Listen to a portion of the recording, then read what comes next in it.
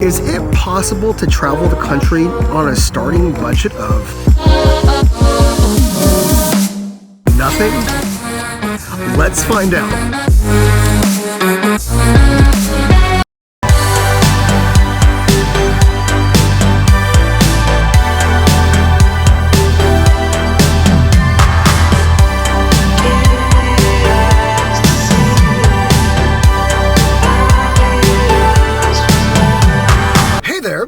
Welcome back.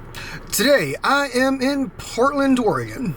I have been here for the past couple of days. Yesterday was my first full day over here because I wanted to spend time with my friend Priyesh, whose footage I will go ahead and show right now.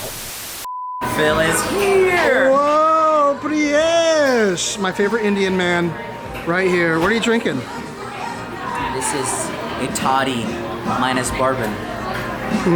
What does this like? Ginger lemonade hot. Whoa. Just like Phil Harnalis. Just swung into Portland last night and I had to see this guy because he is one of my favorite humans on the planet. I can't believe you're here, bro. Oh man. We are in your land, bro. In my land? Oh yes, yes. This is exactly what Asia looks like. Going to China and buying fake iPhones? We had to do this, bro. We did. Priyesh and I were in, was it China? It was Shanghai. We were in Shanghai and he actually said this on one of my vlogs a long time ago that we should buy Chinese iPhones. And I was thinking, oh, do they actually have legit Chinese iPhones for sale? I don't even know why I was thinking there would be such a thing, but we ended up going, it was at the airport. We were at the airport, we saw this guy and he was legitimately selling iPhones around the corner and we were interested. He didn't approach us, we approached him because we already had this mindset that we were going to get these Chinese iPhones. Right, bro. And this guy, man, like, he was so quick to switch out the phones in his pocket. Oh yeah. we legit got scammed. Yeah, spirit of discernment didn't come upon us. We were growing, definitely. We were still infants then, but now we're growing up, so yeah. We are growing up. Yeah. $600 later. I still have my phone in India, so I'm just gonna keep it. That's a good memory, it's man. It's a really good memory, but overall, on the trip, man, talking about Phil crushed it. Phil always crushes. Phil is now married. Meet this man. They already know that. They know that. The Janelle. We're missing Janelle, so we're gonna have dumplings. We're having dumplings today. Oh man, we had dumplings in Seattle, and I have just been on a dumpling fest since. And so we're at this place called Jing. What is it called? ZL. Jalabo. Priyesh, why don't you tell everybody what you do, man? Bro, I just destroy the works of the devil. Ooh. For a living. That sounds very interesting. But this region has been such a blessing. We love the people here. Portland and Vancouver put together. When we came here to Portland, I was directly on Portland State University and just seeing this amazing things God has been doing on campus, just the wrong mindsets broken, working mainly with university students, but now even expanding to Vancouver and helping, I think, the movement and their ministry school. It's just been really such a blast to see sons and daughters raised up. So guys gotta visit Portland, Vancouver area, and I'll be your host. Primarily because of this guy. I mean, he's the main attraction to Portland. I mean, you thought these sights and sounds and the eclectic culture was the reason why you were coming to Portland, but no, it's actually this man right here. Bro, if you love food, we do curtain nights as part of our discipleship groups, and we have lots of students come over for this amazing, my mom's recipe, chicken lababdar. Yeah, this is an amazing place, best food, amazing people, just nature. Oh my gosh, God's creation, the nature here is just gorgeous. So, and We gotta try coffee. Coffee. This is a coffee land. Yeah. Did you actually grab coffee? This man told me he was going to get coffee before coming over here, but I highly doubt he did that. Are you going to take me up for coffee? Yes, after this. Oh, what do we got here? We're getting served. Oh! Steaming hot. Steaming. This is the XLB right here, and we got some steamed Chinese greens, which I believe is Chinese broccoli. Oh, you can see the juice still in it. Look, it's still kind of like moving around. Ooh! It explodes in your mouth. Wow. It's like having soup and a dumpling. This is a glimpse of the promised land. Flowing with dumplings. It is currently 10:55 a.m. as you can see right here. Boom. And so, we gotta get this show on the road. That being said, let's take a look at the map of Portland. Over the past couple nights, I have stayed in this area right here called Hillsborough. It is the far west of Portland. And as you can see, there's a $5.50 plus peak pay. That is the biggest peak pay I have seen on this trip yet. All right, that's enough talk. So let's make that money. First order, Wingstop, $6.75 at 2.2 miles. Let's get it. Imagine there's no lonely people. Imagine there's no lonely people. Imagine there's no lonely people.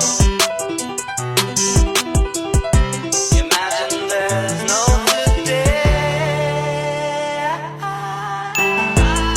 Look at all the people. Look at all the people. Look at all the people.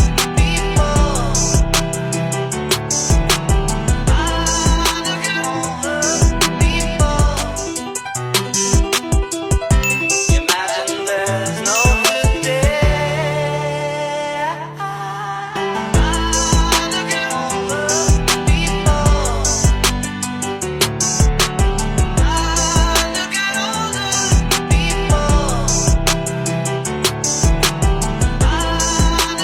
people. Imagine there's no good day.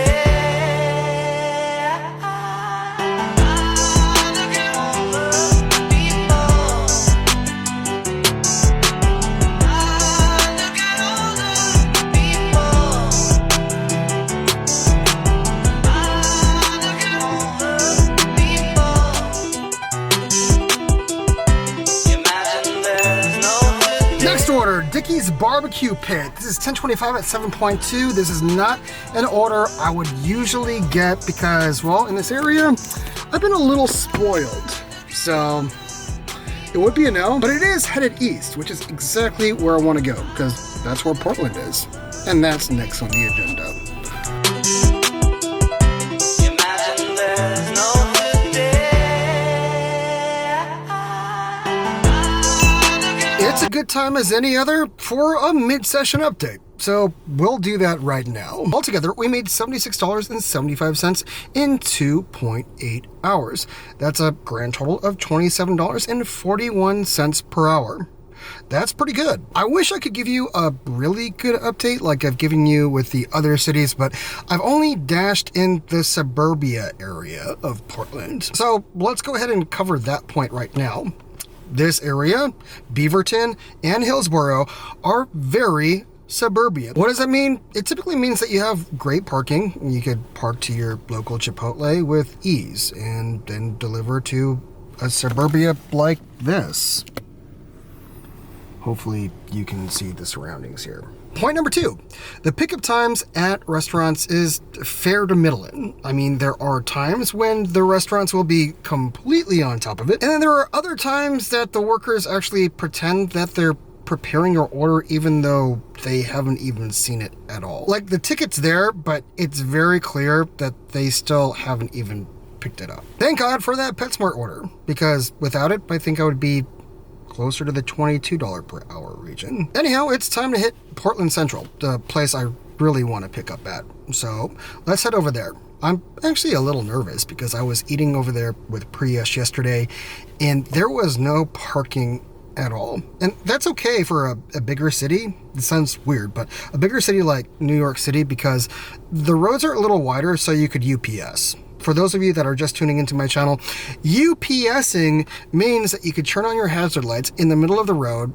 and go pick up your order. I wouldn't advise that with most cities, but you can get away with it in very condensed and packed cities. Over here in Portland, however, the streets are a lot more narrow and I don't see anyone UPSing. DoorDash drivers are usually parked a block away from the restaurant, so that means a lot more walking. It might be a little bit reminiscent of my Las Vegas Strip experience, but I don't think it's going to be that bad. But there's only one way to find out.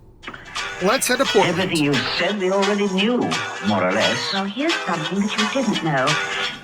2 of those special atomic bombs haven't gone off.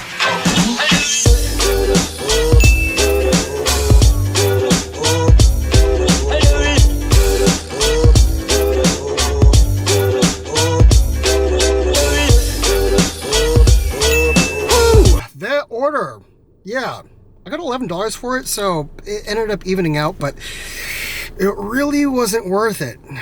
I've only delivered one order in Portland, and man, is it worlds apart from where I was dashing just an hour or two ago. Finding parking, just like I thought, is difficult, and then the travel time between the restaurant and your delivery place takes a little bit longer than you would hope. I think that last order was 4 miles. It was like $8 for 4 miles. Ended up being $11.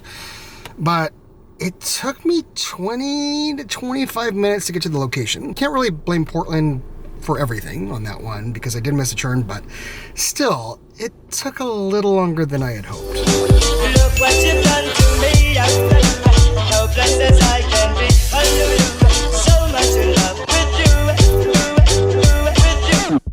I know there's another who cares as much for you, but I hope that you pick me.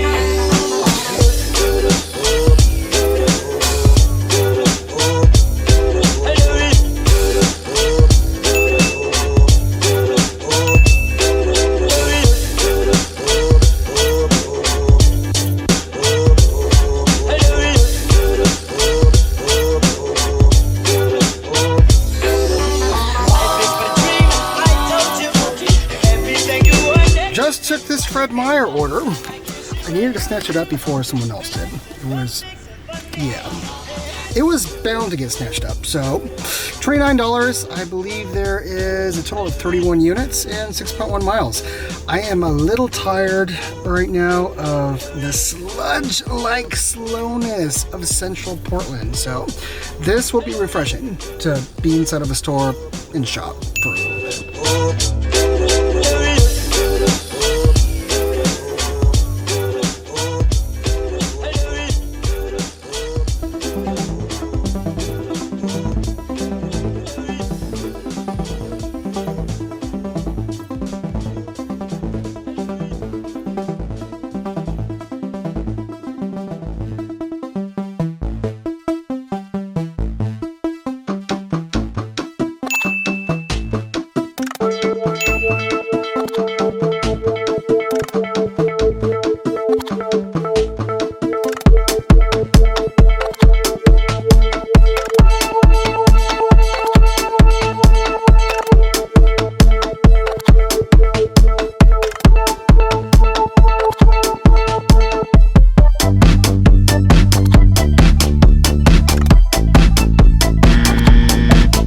To cancel that last one because I could tell I wasn't getting my order anytime soon with all those dashers standing in there.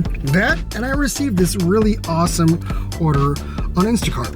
It's like $32 for 23 items and 34 units. That is absolutely fantastic, and I think it's low mileage as well. So we're gonna hit that up and we're gonna boost up our hourly, God willing.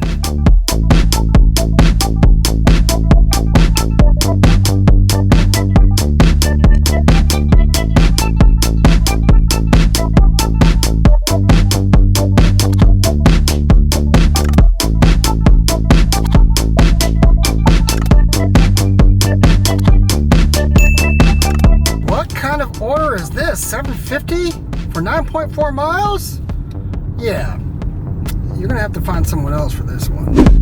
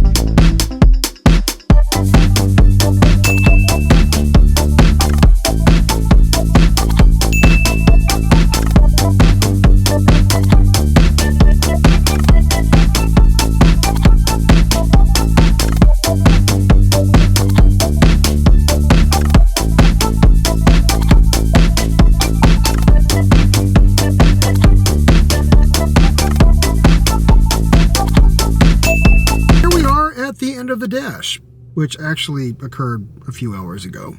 It was 8 p.m. when I completed the dash, and it's 11:30 right now. What occurred in that time span? Well, I drove all the way down to Eugene because I just needed to get to my next dashing location. How do I look? If I look energetic, sound energetic, it's probably all just a front because I am tired. I want to go to sleep. So, let's just get this thing over with, shall we? Altogether, we made $218.13. Boom! In 9 hours.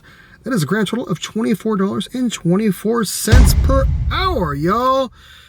Not bad, Portland. It used to be the city I wanted to relocate to one day, but, you know, after dashing the country, I have to say, I can pass on you. I mean, you're weird and you're cool and a little eclectic, but I still like Seattle better. Is it okay to say that? All right, as always, there are a few things to note. Number one, the best zone that I dashed in was the Hillsborough and Beaverton area. I'm not going to show you the map right now because I'm not up there, but it's the area to the west of central Portland. So if you are dashing in that region, I highly suggest heading down that way because, well, the traffic is a little bit better and the traveling is not that bad. I mean, you're still taking a little bit to get to places, but it's not as crazy as central Portland. Speaking of travel distance, if you are traveling quite a bit, time-wise, from the restaurant to your delivery location, I highly suggest that sometimes you turn on Instacart. I mean, it's a really big preference of mine to actually stay more so inside of a supermarket to leverage most of my time there rather on the streets, because if I'm able to shop a whole lot, let's just say I'm getting a $30 or $40 order and my driving distance is, I don't know, a good 5.8 miles or something, it actually works out in the end. That's why towards the end of the night you saw me take mostly shopping orders. So I'm sorry to those of you who really wanted to see more of Portland in this video, but we're going to have to save that for another time. I'm going to go ahead and note the third thing in the form of a question. Is Portland, Oregon worth it if you're taking a cross-country trip and door dashing? I would definitely say yes. It's a lot of fun. The coffee's fantastic. XLB Dumplings is pretty bueno. Go there if you ever hit this place up. And it's just a whole lot of fun, in my opinion. So, need I say more? Probably, but again, I'm tired. So, I'm going to go to sleep in this car again. So the next time you see me, I'll be here, just in the morning time. Until then. I know there's another Lulu. Guess it's much for you, but I hope that you pick me.